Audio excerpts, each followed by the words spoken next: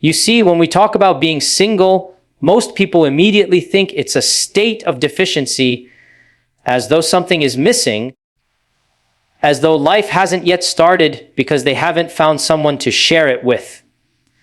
But what if I told you that sometimes what you call loneliness is in fact divine protection? That Allah, in His infinite wisdom, keeps certain people away from your life, not because you are unworthy of love, but because He knows that connection would destroy something within you that He's trying to preserve. Allah's delay is not His denial. It's His mercy operating in a way you may not yet comprehend. We often pray for companionship, for someone to see us, understand us, love us. And when those prayers seem unanswered, the heart begins to whisper, maybe Allah has forgotten me. But that thought itself is the whisper of impatience, not of faith, because the believer understands that when Allah delays something, He is not withholding out of neglect, but out of perfection. His timing is flawless. His protection is hidden in what you call waiting. Every unopened door, every unanswered message, every heartbreak that never happened, that is Allah saving you from a path that would have dimmed your light, weakened your iman, or taken you away from your purpose. Sometimes you're praying for a person who would have shattered you. Sometimes you're asking Allah for something that would have derailed your spiritual growth. And Allah in His mercy says, no, not to punish you, but to save you. He sees what you cannot see. He hears the conversations you are not part of. He knows the intentions you cannot discern. And so He blocks certain paths, ends certain connections, and isolates you for a while, not because you are forgotten, but because you are being protected. When Allah withholds, He's building. When He says, not yet, He's shaping your heart for something greater. And that's where the test of patience lies. The Prophet I've taught us that when Allah loves someone, He tests them. And sometimes the test is not in loss, but in waiting. The waiting period exposes what kind of faith you have. Do you trust Allah only when things happen your way, or do you trust Him even when He keeps you alone, silent, unseen, knowing that even that silence is part of His plan? We live in a world that romanticizes relationships. Everything around you screams that being single means being incomplete. But Islam teaches the opposite. You are not half of a soul searching for completion. You are already a complete soul designed with purpose, given dignity by Allah Himself. Marriage, when it comes, is not meant to complete you. It is meant to complement you. If you cannot find peace in your own heart now, you will not find it through another person later. So instead of seeing this phase as punishment, see it as preparation. Allah isolates before He elevates. He withholds before He gives. And when He finally gives, it will make sense why He kept you single all that time. Because the person He chooses for you will not come to fix your brokenness. They will come to walk beside your healing. Every delay is deliberate. Every silence has meaning. The one who trusts Allah's timing never feels left behind. So if you are single today, remember, maybe you're not waiting for someone. Maybe Allah is keeping someone away for your own protection. And that realization should bring peace to your heart. Because when Allah protects you, even rejection becomes a form of mercy. And when He finally gives you what's meant for you, you'll look back and say, Ya Allah, thank you for not giving me what I wanted and for giving me what I needed instead. We live in a time where love has been stripped of its purpose and glorified for its emotion. Everywhere you look, in movies, social media, and conversations, love is portrayed as a feeling that must be pursued at any cost, regardless of consequence. But feelings alone are not enough to build something that lasts. Love without purpose leads to pain. And that's what many people fail to understand. You can have the most passionate connection with someone, but if Allah is not the foundation of that bond, it will eventually collapse. Because emotions are temporary, what is built on them cannot withstand the storms of life. When Allah is absent from a relationship, everything becomes about ego, about desire, validation, or escape. Two people come together not to elevate one another spiritually, but to fill their emptiness temporarily. And when that emptiness isn't satisfied, they start to resent each other. That's why so many people walk away from love feeling drained, disillusioned, or spiritually lost. They chased something that had no barakah in it, something that began with disobedience, with haste, or with self-interest, and they wonder why it ended in heartbreak. True love, the kind that Islam teaches us to seek, is not blind emotion. It's conscious intention. It's not about how someone makes you feel in the moment. It's about how they help you become in the sight of Allah. A relationship that doesn't remind you of Allah is not love. It's a distraction. The Prophet A said that the most blessed relationship is one where two people come together for the sake of Allah and part for the sake of Allah. That means the entire foundation is spiritual, not superficial. You are not with someone because they look a certain way, talk a certain way, or make you feel less lonely.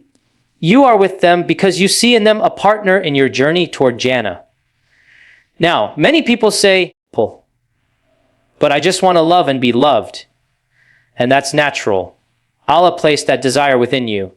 But every pure desire has a pure method. The problem is not the desire. The problem is the impatience that leads people to seek it in the wrong way. When love is pursued outside the bounds that Allah has set, it loses its blessing. It might look beautiful at first, but eventually, it consumes you rather than completes you. Because when you give your heart to someone without ensuring they are connected to Allah, you are handing them a fragile trust they are not capable of protecting. Being single, therefore, is not something to be ashamed of. It is a space of clarity, a time to learn what love actually means before you step into it. This is your chance to redefine love, not as something that consumes you emotionally, but as something that aligns you spiritually. Love should never take you away from your salah, from your peace, or from your principles. If it does, that's not love. That's attachment disguised as affection. So don't rush into something just because it feels right. Not everything that feels good is good for you. Sometimes, what your heart craves can become the very thing that distances you from Allah. You must be willing to walk away from a love that jeopardizes your relationship with Him. Because what is the worth of a relationship that costs you your peace with your Creator? Let your love be guided by purpose, not impulse. The purpose of love in Islam is not simply companionship, it's elevation. It's two souls walking together toward Allah, reminding one another of what truly matters when the world becomes distracting. Anything less than that will eventually fade. So, if Allah has kept you single, maybe He's giving you time to purify your understanding of love, to unlearn what society told you, and to relearn what faith teaches you. Because when love is pure, it leads you back to Him. And when you finally find someone who loves you for the sake of Allah, you'll realize this is what you were waiting for all along. Real love doesn't pull you away from Allah, it brings you closer. And until you find that, remain patient, because Allah never withholds something pure to give you something temporary. One of the greatest misunderstandings people have about being single is that it's a waiting room for something better, as if this phase of life has no meaning until someone enters it. But that's not how Allah designs our lives. Every season has a purpose. Singleness is not a pause, it's a process. It's a period of transformation, a divine classroom where Allah teaches you about yourself, about patience, and most importantly, about Him. When Allah keeps you single, He's not depriving you. He's developing you. Because there are lessons you can only learn in solitude. When you're alone, you begin to hear the thoughts you used to drown out with noise, with people, with distractions.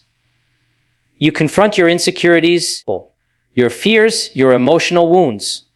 You learn who you are without anyone else defining you. That kind of growth cannot happen when you're constantly surrounded by validation or dependent on someone else to tell you you're worthy. Allah sometimes takes people away not to isolate you, but to refine you, to help you build strength, maturity, and clarity that can only be cultivated in silence. The Prophet used to retreat to the cave of Hira for reflection before revelation came to him. That solitude was not loneliness, it was preparation. Likewise, your period of being single is your own cave of Hira. It's your time to reconnect with your purpose, to realign your heart, and to strengthen your relationship with Allah before you share your life with another person. Because how can you give love if you don't yet understand the source of love? How can you nurture someone else's soul if yours hasn't yet been nourished?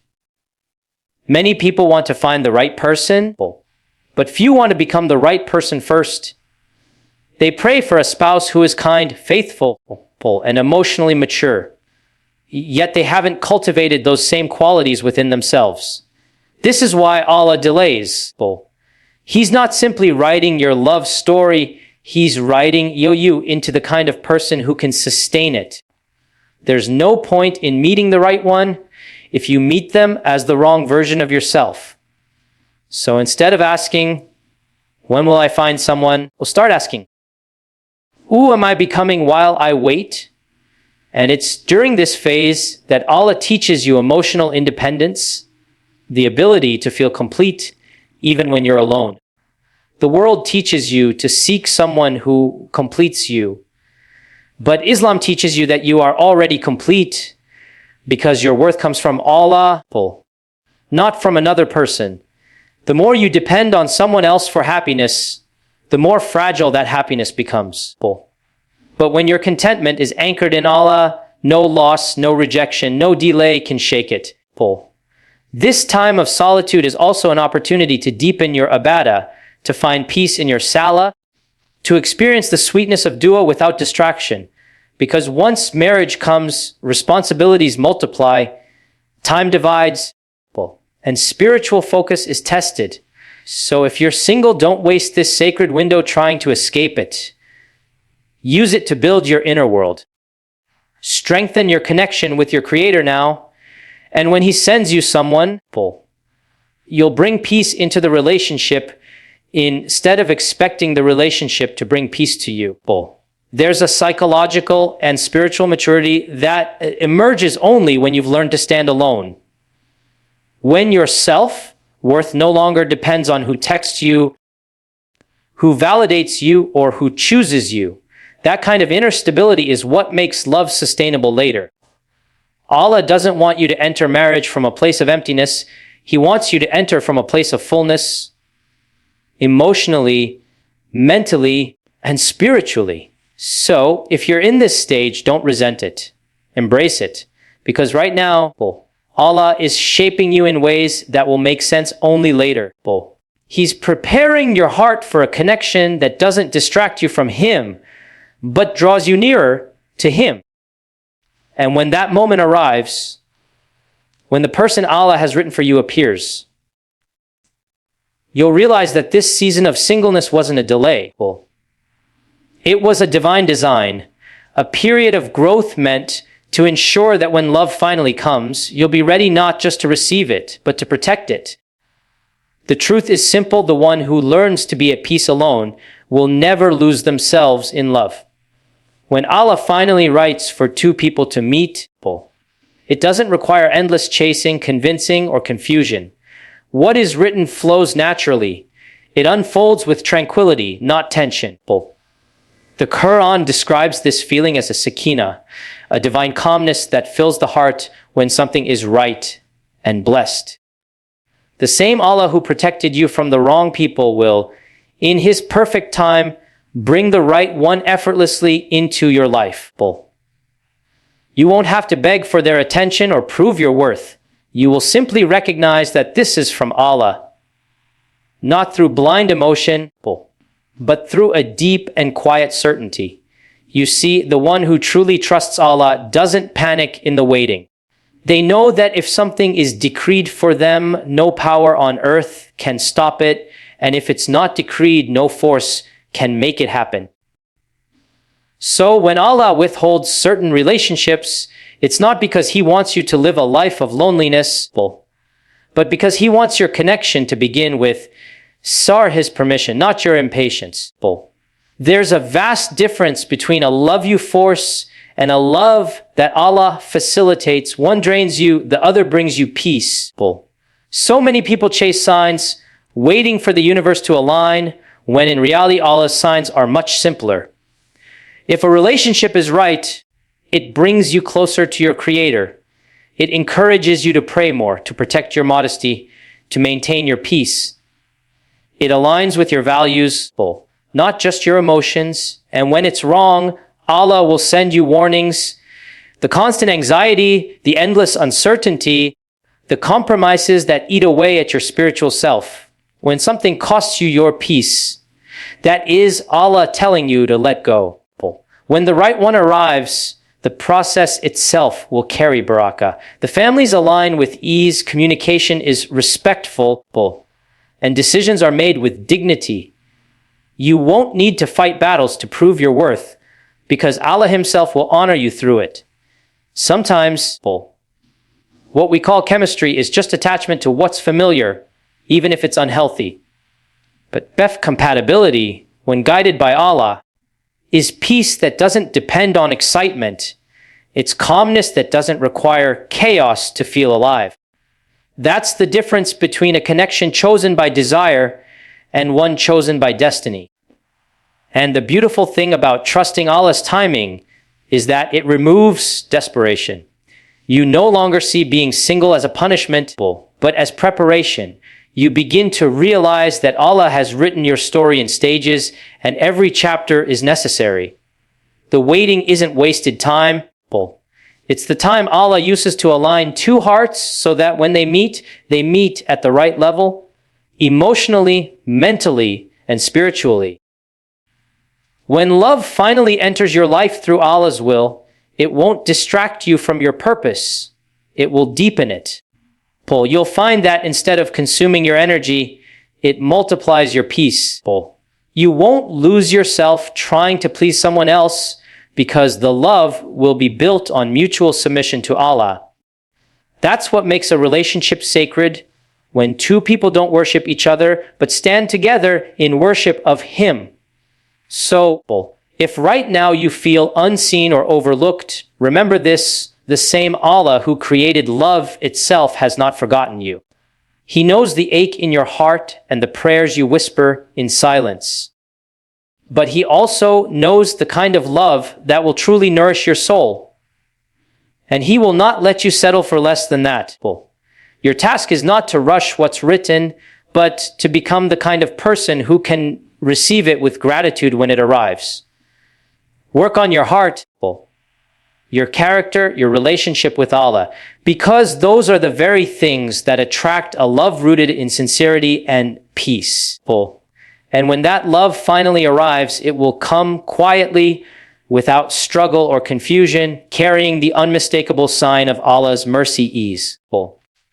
So be patient and trust the author of your story, because what's written for you will come effortlessly, not when you chase it, but when you're ready for it.